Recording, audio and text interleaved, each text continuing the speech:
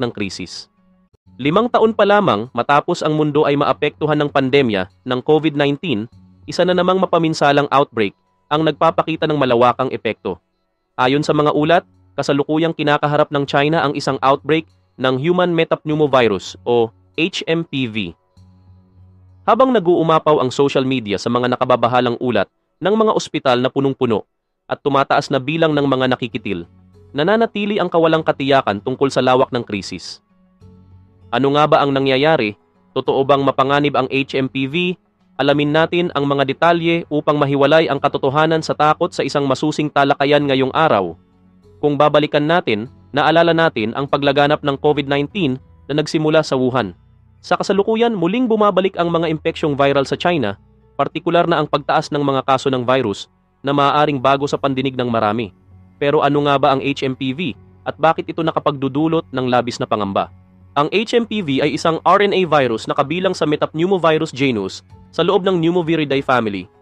Unang natuklasan ito ng mga Dutch researcher noong 2001 habang pinag-aaralan ang mga sample mula sa mga batang may respiratory infections. Ipinapakita ng mga pag-aaral na ang virus na ito ay umiikot na ng higit sa 6 na dekada at ngayon ay kinikilala bilang isang karaniwang respiratory pathogen sa buong mundo.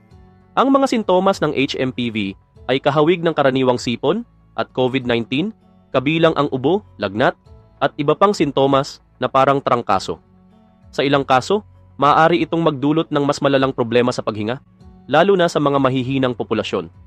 Ngayon kung tatanungin mo naman kung paano ba kumakalat ang HMPV ay pangunahing na ipapasa sa pamamagitan ng mga respiratory droplets mula sa pag-ubo o pagbahing.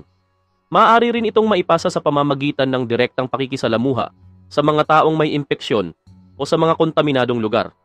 Ayon sa website ng Chinese CDC, ang panahon ng impeksyon para sa HMPV ay 3 hanggang 5 araw.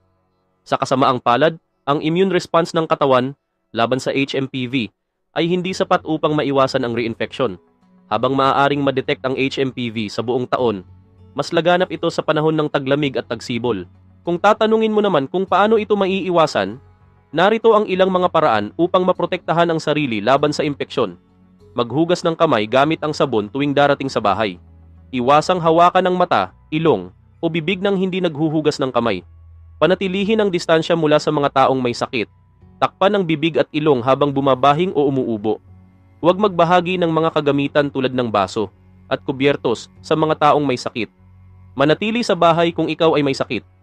Ayon sa mga ulat mula sa social media at China, pinupuno ng mga pasyente, karamihan ay mga bata, ang mga ospital. Marami sa kanila